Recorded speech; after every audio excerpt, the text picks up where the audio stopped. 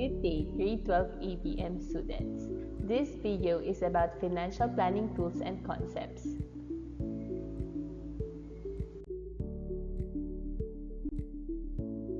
The learning targets for this lesson are: identify the steps in the financial planning process, illustrate the formula and format for the preparation of budgets and projected financial statement.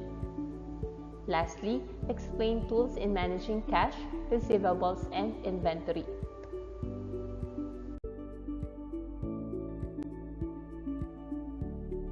Why do we need to study financial planning? It is because cash is the lifeblood of any business. Without cash, it is impossible for any firm to move forward with their plans and programs. Finance managers have to be constantly vigilant to ensure the proper timing of the inflow and outflow of funds. They also have to make sure that the amount of cash held by the firm is neither too little, which can cause the firm to lose opportunities, nor too much, which may potentially increase the cost of money that the firm has to pay.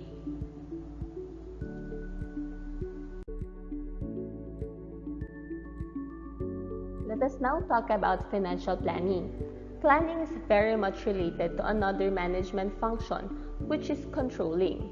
These two management functions reinforce each other, and both are very important for the success of an organization. Management planning is about setting the goals of the organization and identifying ways to achieve them. These may be broken down into long-term plans and short-term plans. Long-term plans are reflected in a company's business strategy. In the process of planning, resources have to be identified. So what are these resources? These resources include manpower resources, production capacity, and of course the financial resources.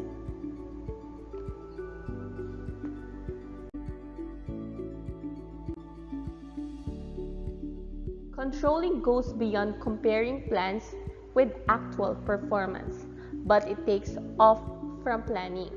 To be effective, controlling must include a reward system for those who deliver and a penalty for those who do not deliver, whose reasons for failing to meet objectives are within their control.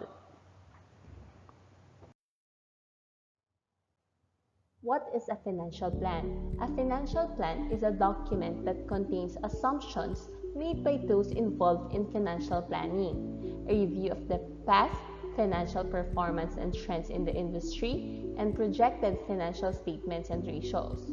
So it means a financial plan is a comprehensive picture of the current finances, financial goals, and strategies set to achieve those goals. Good financial planning must include details about cash flow, savings, debt, investments, insurance, and other financial elements.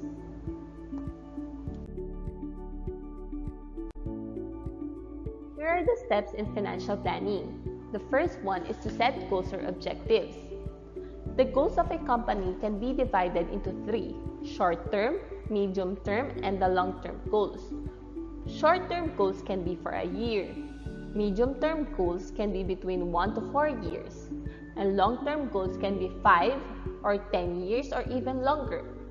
Long-term and medium-term plans are generally established during strategic planning, where the vision and mission of a company are formulated or revisited. So what is the difference between a vision and a mission? Vision describes what top managers want their company to become. Mission describes how the company will achieve its vision and makes the purpose and objective of the company clear. So the vision answers what the top managers want their company to become. Mission describes how the company will achieve the vision. For the second step, we have the identifying of resources. So the resources include the production capacity, the human resources who will man the operations, and of course the financial resources. For the third one, we need to identify goal-related tasks. So this is about figuring out how to achieve the objectives. So given that for the first step, we have the objective, for the second step, we have the resources, for the third step, we need to find out how are we going to achieve the given objectives, knowing that we have the resources. For the fourth one, we need to establish responsibility centers for accountability and timeline. If tasks are already identified to achieve goals, the next important step is to identify which department should be held accountable for a task or for the responsibility of each member of the company. Fifth one, establish an evaluation system for monitoring and controlling. So the management must establish a mechanism which allows plans to be monitored. Lastly, determine contingency plans. In planning, contingency must be considered as well. Budgets and projected financial statements are anchored on assumptions. If these assumptions do not become realities, management must have alternative plans to minimize the adverse effects on the company. So these are the steps in financial planning. Set goals or objectives, identify resources, identify goal-related tasks, establish responsibility centers for accountability and timeline, establish an evaluation system for monitoring and controlling, and of course, determining contingency plans.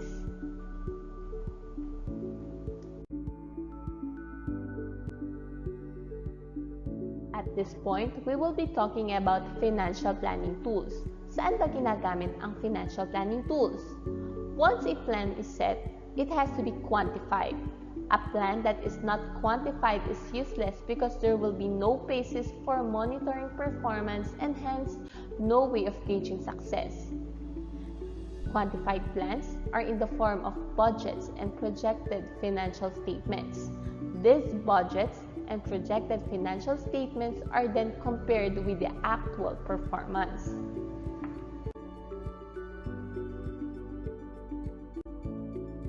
Financial planning tools involve financial forecasts.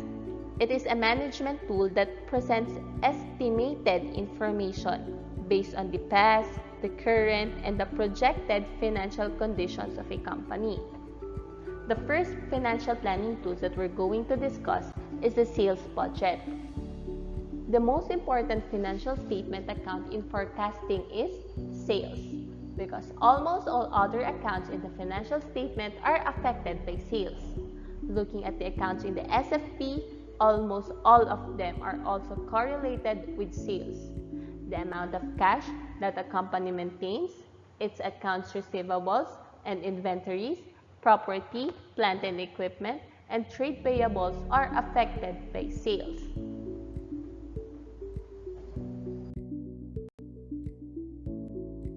The second financial planning tool is a production budget. It is a schedule which provides information regarding the number of units that should be produced over a given accounting period based on expected sales and targeted level of ending inventories. So here is our formula for the required production in units. You have to add expected sales to the target ending inventories and then deduct the beginning inventories.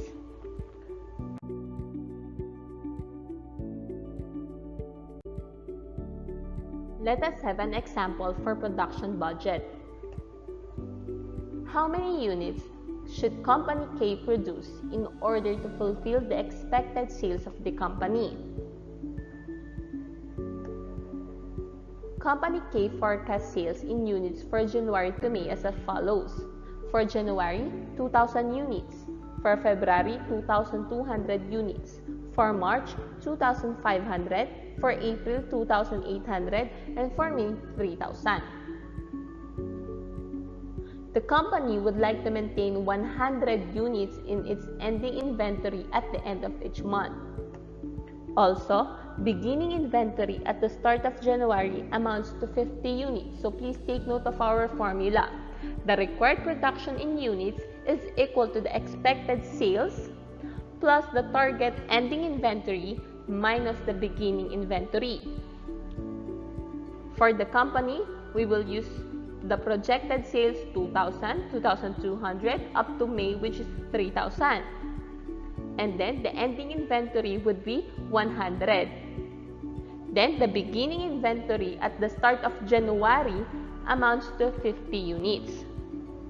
Please take note that ending inventory of current period is the beginning inventory of the next period. So the ending inventory for January will now be the beginning inventory for February.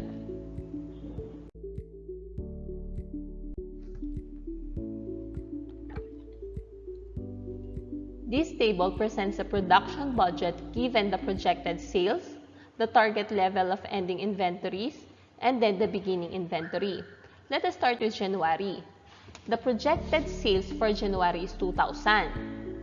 The target level of ending inventories will be 100 units. And it is given that the beginning inventory is 50. For the February, we have a projected sale of 2,200 units.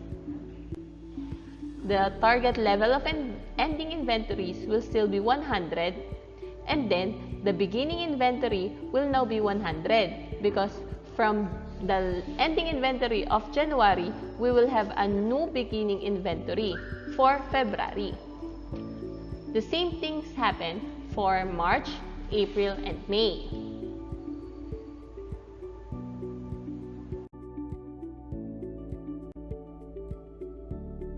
This is now the complete production budget. Let us analyze. For the January, we have 2,000 plus 100, which is 2,100 for the total inventories. And then, we will deduct the beginning inventory, which is 50. So, the required production will be 2,050. For the February, we have 2,200 plus 100, which is equal to 2,300, less the beginning inventory, which is 100. So we have here a required production for February to 2,200 units. For March, we have 2,500 plus 100, a total of 2,600, less the beginning inventory of 100. We have here 2,500. For April, we have 2,800 plus 100, a total of 2,900, less the beginning inventory, which is 100. We have a required production of 2,800 units. For May, we have 3,000 for the projected sales, added to 100, which is the ending inventory. We have 3,100 for a total, less the beginning inventory, which is 100. So we have here 3,000 required production for May. Now, analyze the column for total.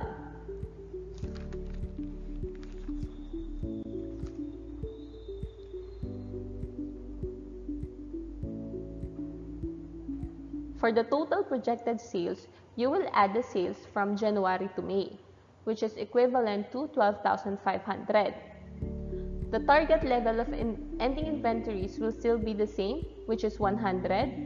So you have a total of 12,600 units. Now for the beginning inventory, you will go back to the January, which is 50 also. And then the required production will now be 12,550.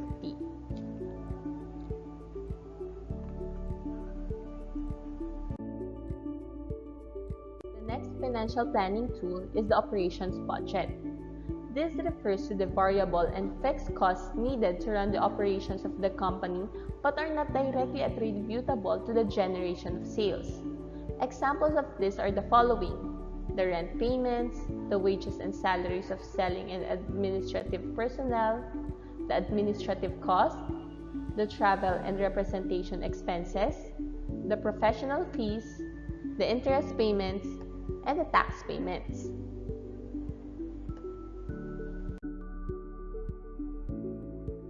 The next one is the cash budget. The cash budget or cash forecast is a statement of the firm's planned inflows and outflows of cash. It is used by the firm to estimate its short-term cash requirements with particular attention being paid to planning for surplus cash and for cash shortages. It can be prepared on a monthly or a quarterly basis for a year.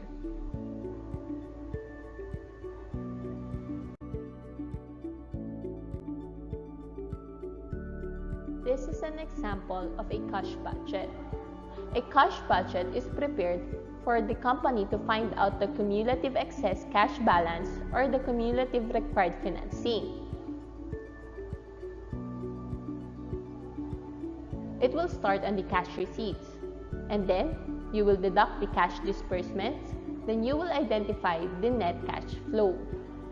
From net cash flow, you need to add the beginning cash to find out the ending cash balance, and then you will deduct the minimum cash balance. Should the company have excess cash above its required maintaining cash balance, which is the case for March and May, the company may invest this cash on short-term investments so that it will have an opportunity to earn additional profits. If the company's cash balance would then fall below its minimum cash requirement, just like the case for January, February, and April, the company may withdraw the investments to be able to meet the required cash balance.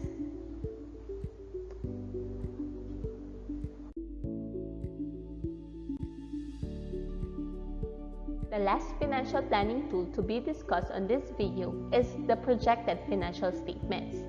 This is a tool of the company to set an overall goal of what the company's performance and position will be for and at the end of the year. It sets targets to control and monitor the activities of the company.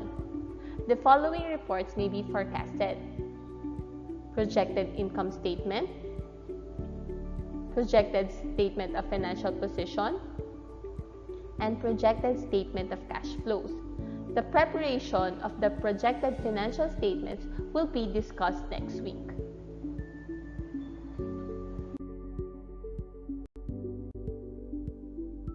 Thanks for watching this video. For your questions and clarification, you may send them on the class group chat or you may ask them during the Zoom meeting. Good luck and God bless you all.